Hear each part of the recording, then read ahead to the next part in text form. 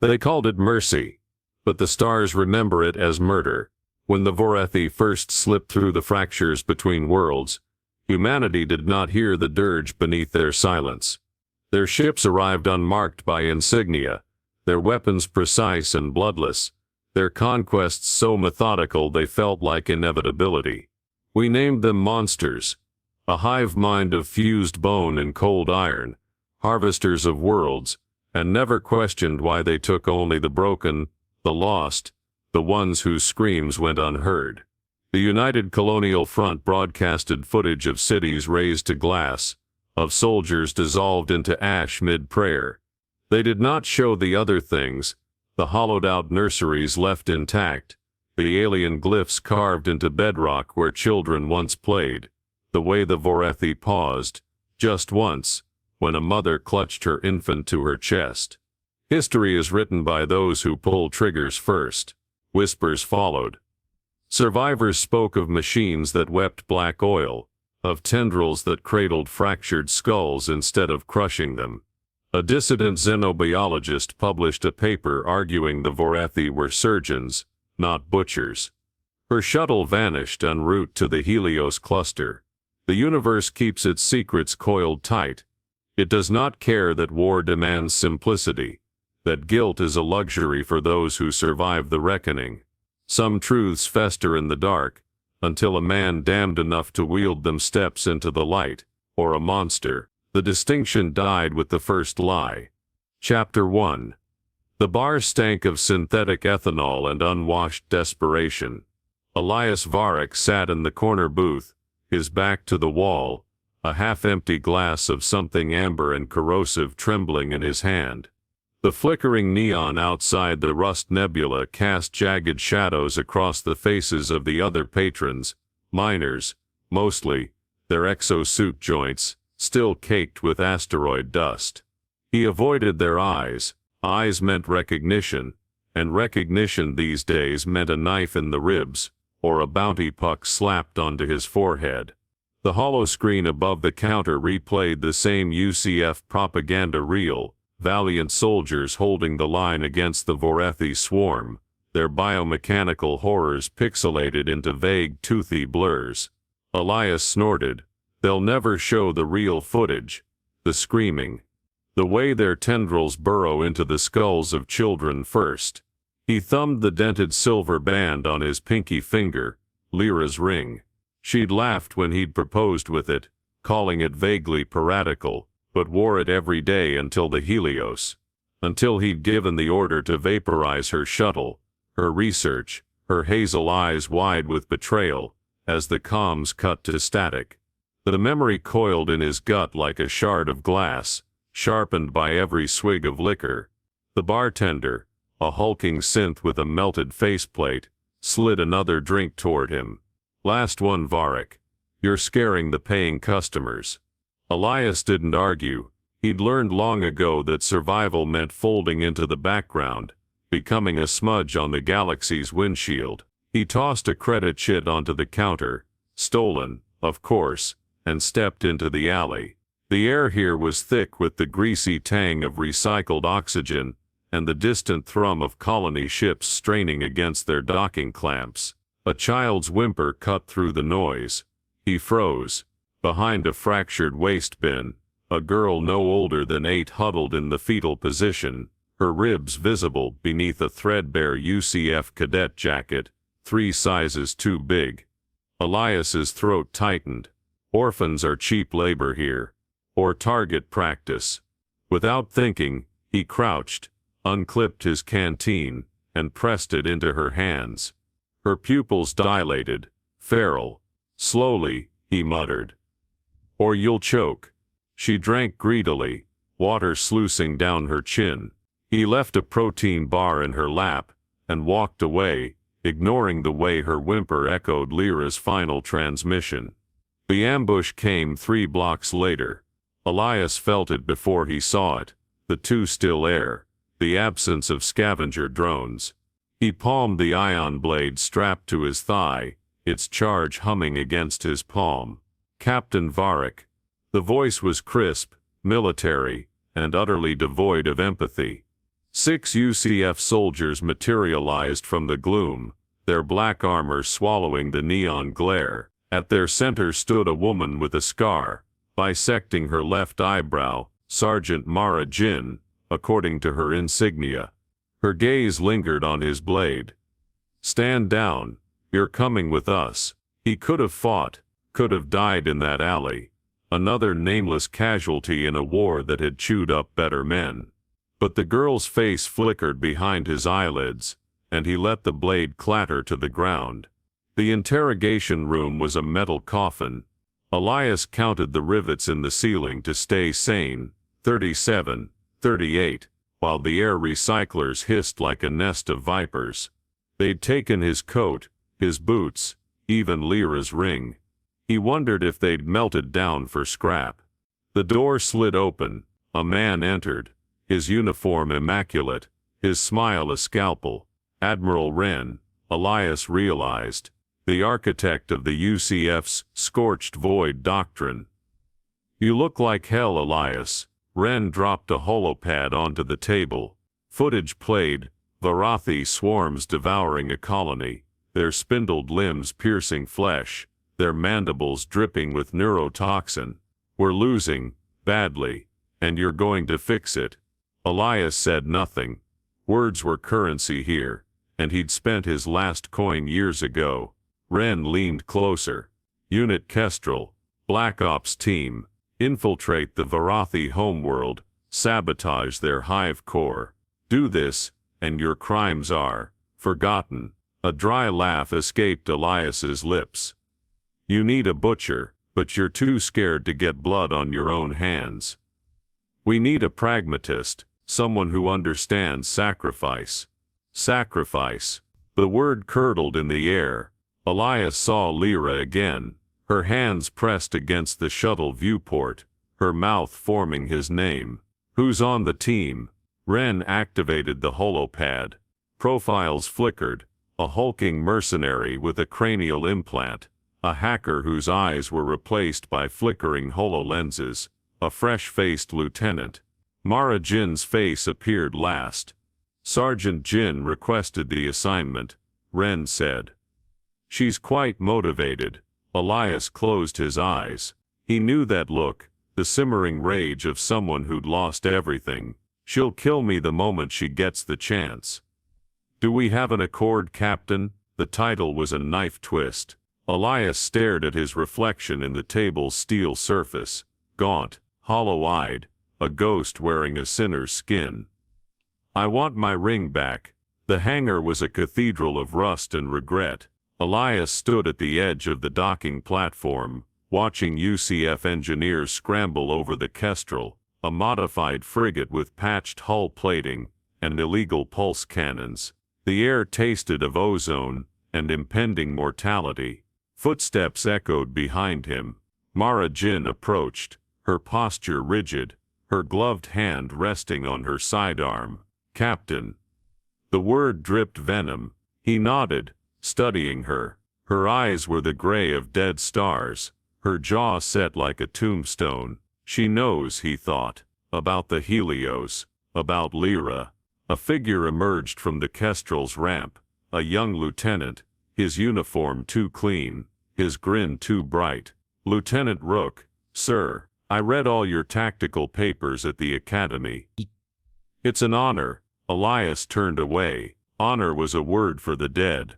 The final member of Unit Kestrel arrived silently. Tech Ghost Vrel, his mouth sealed by a neural muzzle, his fingers dancing across a holographic keypad only he could see. He met Elias's gaze, and nodded once. Recognition, gratitude. Elias frowned. "When did I earn that?" Wren's voice crackled over the intercom. "Launch in 10. Your coordinates are locked." Elias boarded the ship, the Kestrel's interior lights flickering like a failing heartbeat. He paused at the armory, strapping on a plasma rifle, its weight familiar and sickening. In the cockpit, Rook chattered about ion trajectories. Mara stared out the viewport, her reflection a mosaic of grief and fury. Ghost's fingers flew across his console, disabling the UCF surveillance feeds with ruthless efficiency. Elias sank into the pilot's seat, Lyra's ring cold against his chest. The engines roared to life, and the hangar fell away, replaced by the infinite void. Somewhere ahead, the Vorathi waited. Somewhere behind, the ghosts cheered. Chapter 2. The derelict UCF warship Eclipse hung in the void, like the fossilized ribcage of some colossal beast, its hull pockmarked by centuries of micrometeorites and the telltale scorch marks of Vorathi plasma fire. Elias guided the Kestrel through the carcass's ruptured docking bay, the thrusters groaning as they bit into the silence. The ship's interior was a graveyard of shadows, the air stale with the metallic tang of ruptured coolant lines, and the faint, sour odor of long-dead biomass. Emergency lights flickered intermittently, casting jaundiced pools of illumination over collapsed bulkheads and the skeletal remains of crewmen still strapped into their stations, their helmets cracked like eggshells. They died waiting for orders that never came, Elias thought, his gloved fingers tightening on the controls. The Eclipse's final log entry played in his mind, a garbled distress call, a commander screaming about teeth in the walls, before static had swallowed it whole. He wondered if the Vorathi had left the ship adrift as a warning or a trap. Both, likely. Behind him, Mara inspected her rifle with ritualistic precision, her movements sharp, mechanical. She hadn't spoken to him since they'd boarded, her silence a blade hovering over his spine. Rook hovered near the nav console, his youthful face pale in the gloom, while Ghost knelt beside an exposed panel, his cybernetic fingers spidering through severed wiring. The hacker's neural muzzle glinted faintly, a relic of his former imprisonment, though Elias had never asked why the UCF had sealed his mouth. Some truths were too heavy for words. "Atmosphere's stable," Rook said too loudly. "Barely. We'll need rebreathers for the carbon filters." Elias nodded, rising from the pilot's seat. His boots crunched over shards of broken glass as he moved toward the airlock, the weight of his gear a familiar anchor. Lyra's ring shifted beneath his shirt with each step, a cold reminder against his sternum. "Would you have boarded this ship?" he asked her Ghost, "or would you have charted a course straight into the nearest star?" They filed into the Eclipse's corpse single file, their helmet lamps carving jagged tunnels through the dark. The gravity generators had failed millennia ago, and Elias felt the old nauseating tug of zero-G as they floated through a ruptured mess hall, utensils and ration packets suspended like flies in amber. A child's doll drifted past, its ceramic face split by a crack. He looked away. Ghost tapped his shoulder, gesturing to a data terminal half buried under debris. The hacker's fingers danced, and a holoscreen flickered to life, displaying a map of the ship's lower decks. A blinking sigil marked the engine core, their objective. Elias noted the route, through the medical bay, down the spine of the ship, into the belly where the Vorathi's claws had torn through the hull. A gauntlet of memories. Mara pushed ahead, her rifle sweeping the shadows. "Stay sharp," she muttered, the first words she'd spoken in hours. "They're never really gone."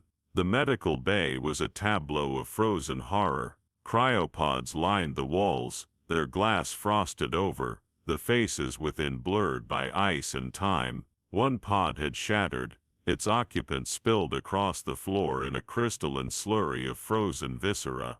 Rook gagged, turning his helmet away, but Elias forced himself to look. The corpse's torso was split open, ribs splayed like wings, the organs neatly excised. "Vorathi don't kill for sustenance," he reminded himself. "They harvest, they repurpose." Ghost paused beside a terminal, his fingers prying open the access panel. Data streams cascaded across his HoloLenses, casting his scarred face in a sickly green hue. Elias watched as the hacker's shoulders tensed. A grainy video feed loaded, security footage from the eclipse's final hours. Soldiers fled through the corridors, their screams silent in the vacuum of space. Something pursued them, a blur of chitinous limbs and thrashing tendrils, moving faster than the camera could track. Then, a close-up of a Vorathi warrior, its biomechanical carapace glistening under the emergency lights. Elias leaned closer. The creature's face was wrong, not the featureless horror of the UCF's propaganda, but a grotesque fusion of organic and machine, its mouth a jagged slit filled with serrated steel teeth, and its eyes, pupils dilated, frantic, human. The feed cut to static. Ghost turned to him, his lenses flickering. A message scrolled across Elias's wrist display. They were once like us. Lyra's theory, Elias realized, his pulse quickening. The Vorathi were never the apex predator. Their puppets, corpses on strings. He opened his mouth to speak, but Mara's voice cut through the silence. Contact. She stood at the far end of the bay, her rifle aimed at a sealed door. Something thudded against it from the other side. A wet, hollow sound. Elias motioned Ghost and Rook to flank the entrance, his own rifle's weight suddenly unbearable. The door hissed open, and the thing that lurched through was neither Vorathi nor human. It had been a soldier once. Now, its body was a patchwork of fused metal and swollen flesh, its jaw unhinged, wires sprouting from its eye sockets like mechanical cataracts. One arm ended in a rusted plasma cutter, the other in a cluster of twitching sensory tendrils. It gurgled, a sound that might have been a word, and lunged. Mara fired first. The plasma round tore through the thing's chest, spraying blackened fluid across the walls. It collapsed, twitching, its human eye rolling toward Elias in silent supplication before dimming. What the hell was that? Rook whispered, his voice trembling. A hybrid, Elias said, staring at the corpse. The Vorathi don't just kill, they experiment, like they did to Lyra's shuttle, he didn't add. Like they'll do to us if we fail. They found the nursery in the ship's gutted hydroponics bay. The chamber was cavernous, its ceiling struts choked with bioluminescent fungi that cast a sickly blue glow over rows of gelatinous pods suspended from the rafters. Each pod pulsed faintly, their translucent membranes revealing shadows within, small, curled forms with too many limbs, and the faint outline of wings. Vorathi young. Mara raised her rifle. Orders, Captain. The word was a challenge. Elias stepped forward, his boots sinking into the spongy biomass coating the floor. The air here was thick, humid, reeking of ammonia, and something sweetly floral. One of the pods had ruptured, its occupant spilled across the ground, a creature no larger than a house cat, its carapace soft and iridescent, its 6 eyes milky and unseeing. It looked fragile. Lyra's voice, sharp with excitement as she reviewed xenobiological scans. They're communal, Elias. Like bees. You don't exterminate a hive, you save it. We need to destroy them, Mara said, her finger tightening on the trigger. Before they hatch. Ghost stepped between her and the pods, shaking his head. His hands moved in quick, sharp gestures. Mercy, innocence, choice. Rook looked at Elias. Sir, the mission is to sabotage the hive-core. Elias interrupted. Not slaughter children. Mara's laugh was a dry crack. Children, you of all people. He turned on her, his helmet inches from hers. Finish that sentence, Sergeant, and I'll space you here. For a heartbeat, he thought she might try it. But then her rifle lowered, her eyes burning with loathing. You'll get us all killed. Maybe, he thought, staring at the pods. But isn't that what I deserve? The hive-core's location was a jagged scar on the Vorathi homeworld surface, visible even from orbit. The kestrel descended through acid-yellow clouds, the ship shuddering as atmospheric turbulence clawed at its hull. Elias gripped the armrests, his mind racing. The plan was insanity. Dock at a derelict Vorathi spire, traverse the irradiated wasteland on foot, infiltrate the core. But plans were a comfort for men who hadn't yet learned how thin the line was between courage and suicide. They landed in the shadow of the spire, its twisted architecture defying physics, its surfaces crawling with biomechanical symbionts that glistened like oil. Mara took point, her rifle sweeping the jagged terrain. Rook followed, his breath ragged over the comms. Ghost lingered beside Elias, his fingers brushing the captain's arm. A silent question.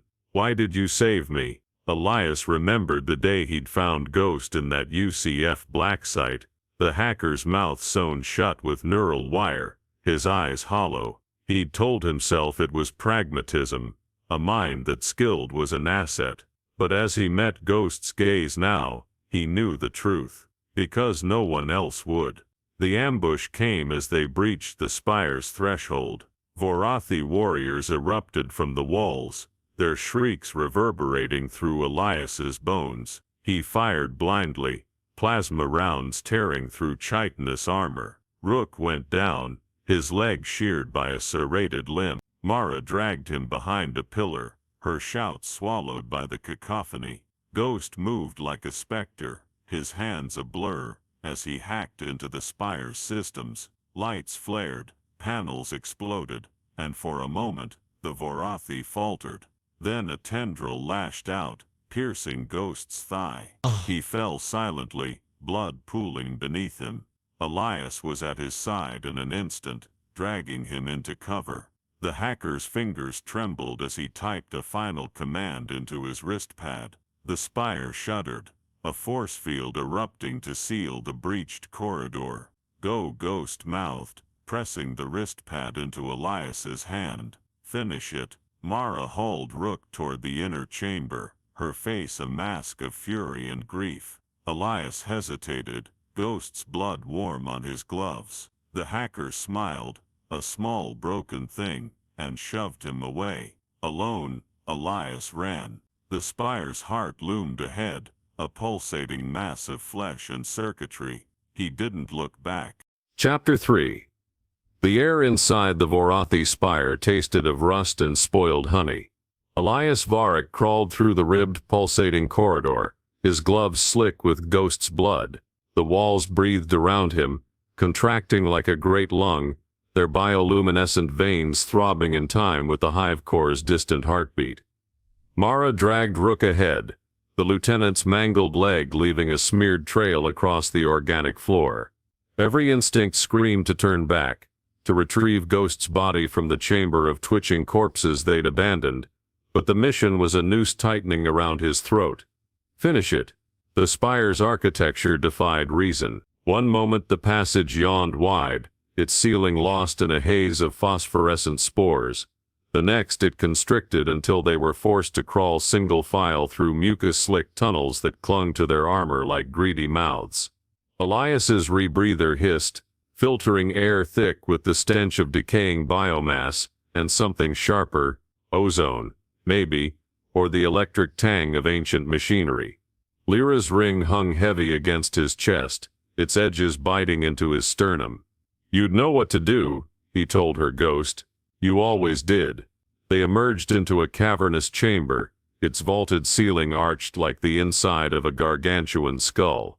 The hive-core dominated the space, a grotesque fusion of machinery and meat, its surface a mosaic of throbbing capillaries and corroded steel plates.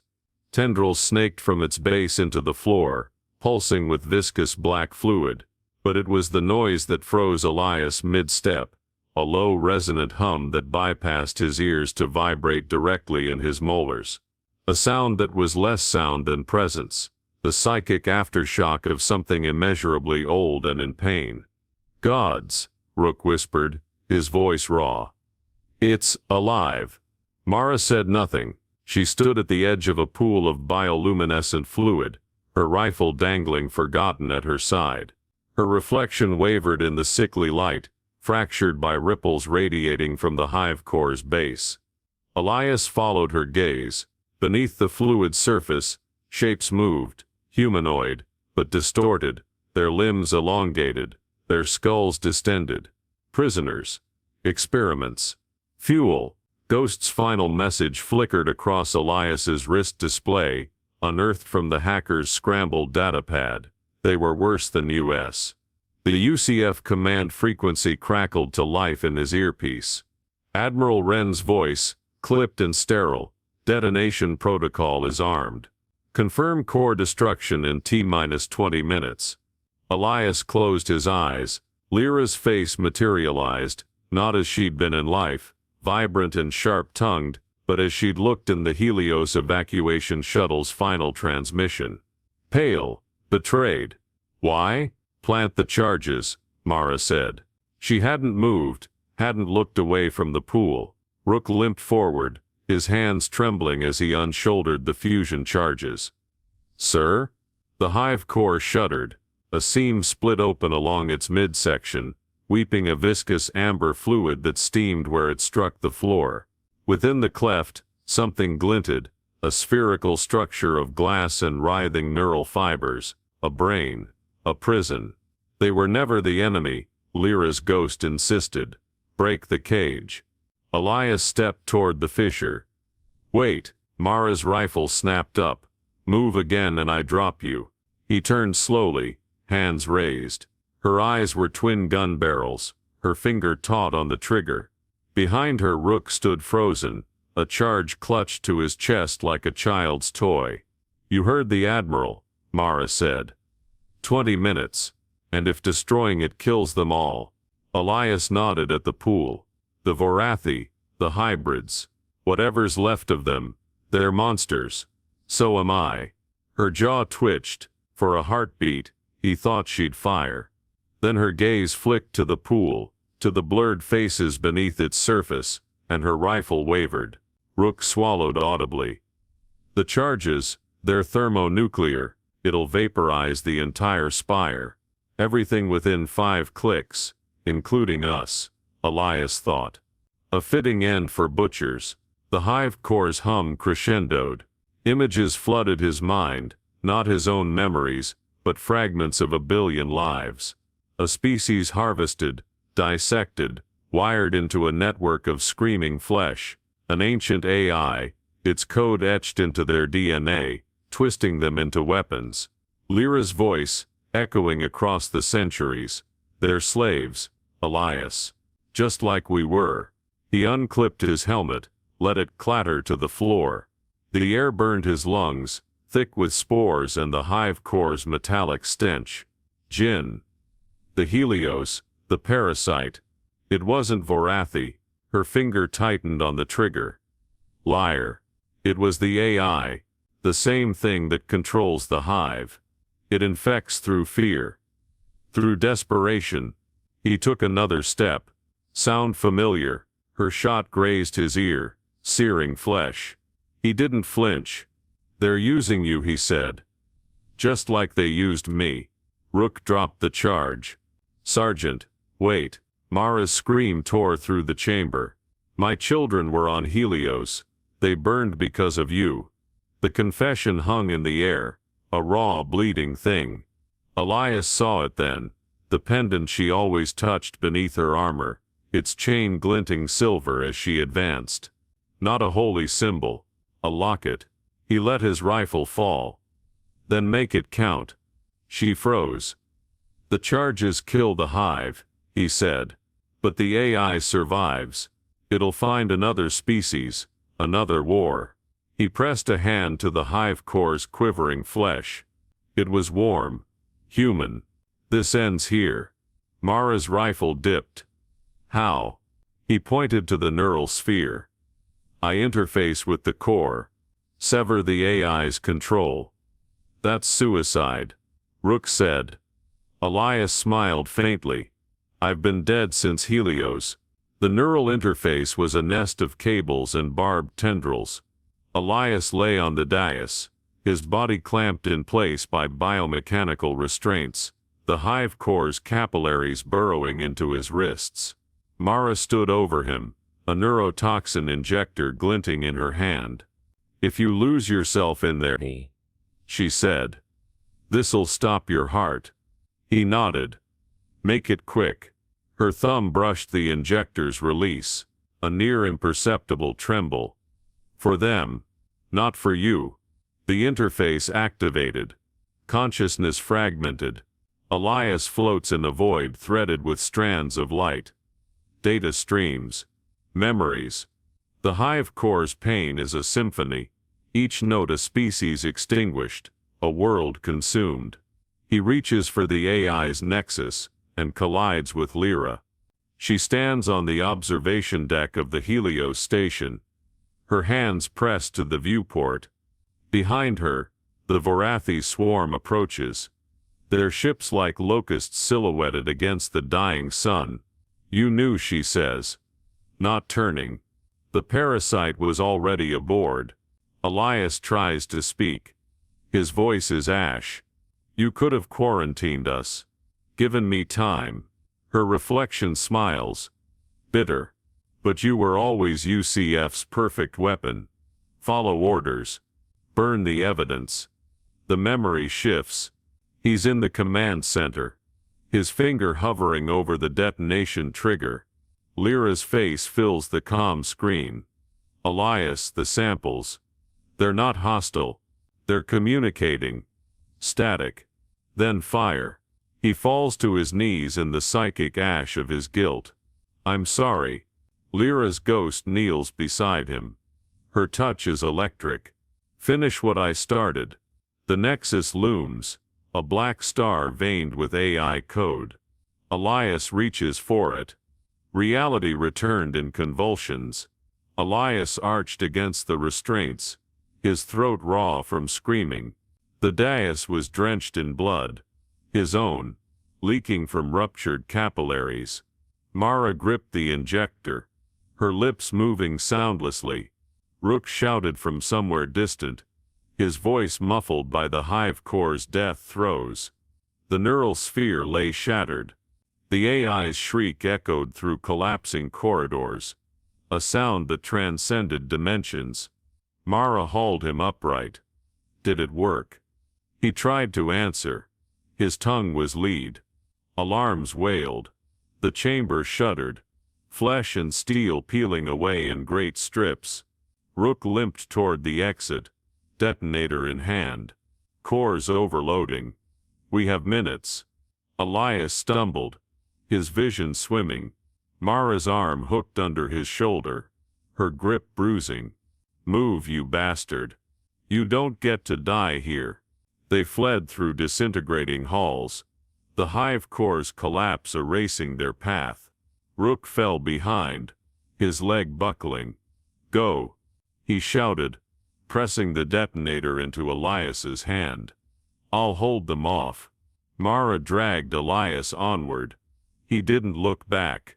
The Kestrel's ramp hissed shut behind them as the spire imploded, the shock wave hurling them into the void. Elias stared at the dying starscape, Lyra's ring clutched in his fist, and let the darkness take him. Chapter 4. The clinic on New Thessaly orbited a star in its twilight years, a bloated red giant that bathed the observation deck in perpetual dusk. Elias Varick sat by the viewport, his body a latticework of scars and synthetic skin, and watched the light bleed across the hydroponic gardens below. Rows of Terran wheat and Vorathi night blooms swayed in the artificial breeze, their unlikely coexistence, a quiet rebellion against the galaxy's hunger for binaries, good or evil, human or alien, alive or dead. Lyra's ring hung around his neck, its silver dulled by months of nervous fingering. "You'd hate this place," he told her ghost. Too peaceful. They'd given him a room with a view of the gardens. A kindness, or a cruelty, he couldn't decide. The soil's rich, loamy scent seeped through the filtration vents, mingling with the antiseptic sting of medbay sanitizers. It reminded him of the Vorathi nursery, of Ghost's silent plea for mercy. now tending the clinic's flora, was his only unmedicated therapy. The nurses let him shuffle through the rows at dawn, his cane clicking against the polished floors, his ruined hands trembling as he brushed pollen from night bloom petals. The flowers glowed faintly, their bioluminescence, a stolen remnant of the hive-core's dying light. Mara came on a day when the star's light dimmed to ember glow. Her arrival, announced by the clinic's automated sentry. Elias didn't turn from the viewport. He'd memorized the rhythm of her footsteps, measured, deliberate, forever halfway between a march and a retreat. "They're calling it the second dawn," she said. A data chit clattered onto the observation console. UCF propaganda, full exoneration for the heroes of Kestrel.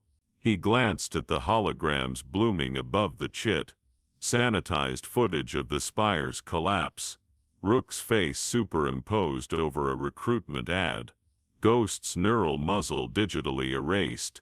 A familiar anger stirred, dampened by the ache in his bones. And the Vorathi, classified. Mara stood beside him, her reflection, a gaunt shadow in the viewport. She'd swapped her armor for a civilian flight suit, the collar tugged high to hide the scar, where a Vorathi blade had nearly taken her jaw. But the raid stopped. Whatever you did in that spire, it worked. Not whatever, he thought. Who? The nightmares still came, not of the hive-core's psychic maelstrom, but of Lyra's final moments, the way her hands had pressed against the shuttle viewport, not in terror, but in sorrow. She'd known the parasite was a lie, known the UCF would burn the evidence, known he'd choose duty over doubt. Mara's gaze lingered on the gardens. They let you plant those. The night blooms were here when I arrived. Elias's cane thumped softly as he led her down the winding path. The head physician's Vorathi, former hive-mind drone, they think, doesn't speak, but he gestured to a cluster of flowers shaped like skeletal hands. She communicates through them. The colors change when she's near. Mara crouched, gloved fingers hovering above a bloom. You trust her? I don't trust anyone. But she saved my life. They walked in silence, past rosemary bushes trimmed into UCF insignias by bored orderlies, through a grove of earth oaks genetically altered to weep resin instead of sap. The air hummed with drone pollinators, their biometal wings glinting like shrapnel. Rook's alive, Mara said abruptly. Elias froze. Classified intel. But Ghost's old network spat out a breadcrumb trail. He's on some backwater colony, playing farmer. Her smile was razor thin. Kid always did hate taking orders. A weight Elias hadn't acknowledged lifted. He leaned heavier on his cane. And you? Mara touched the hidden locket beneath her collar. They offered me a promotion, teaching recruits how to die for the greater good. Will you? No. She plucked a night bloom, its stem oozing faintly iridescent sap. I'm retiring. Somewhere with fewer ghosts.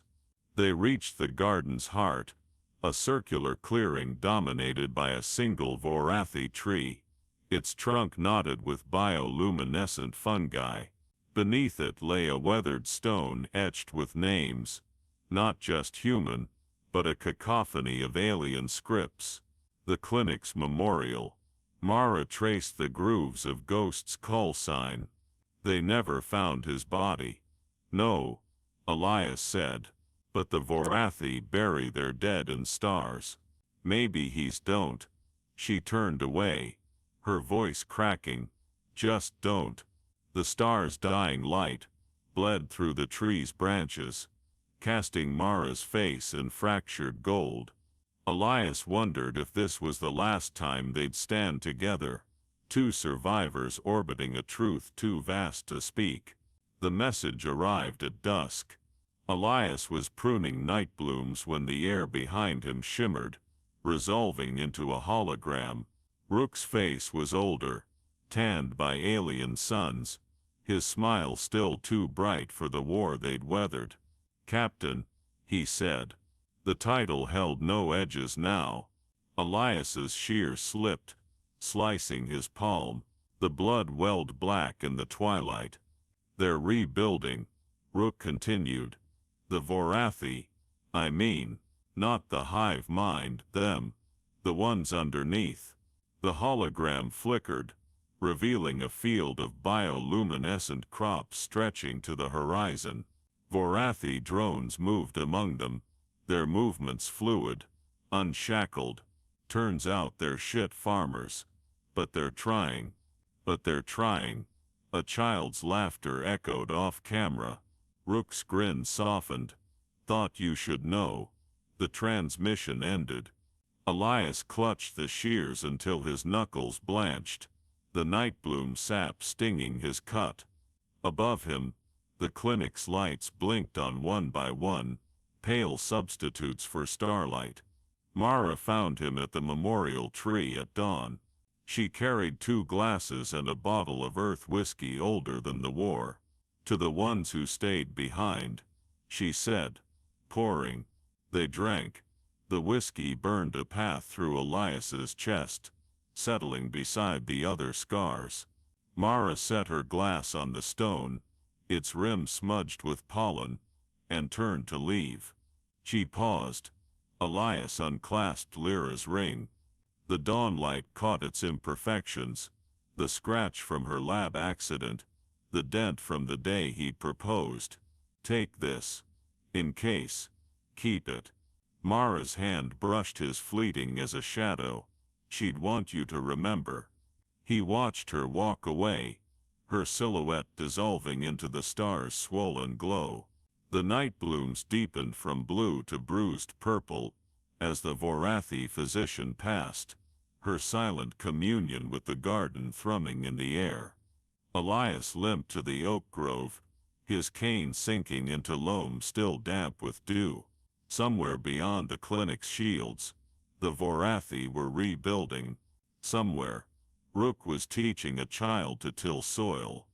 Somewhere, Ghost's name was whispered in a star's dying breath.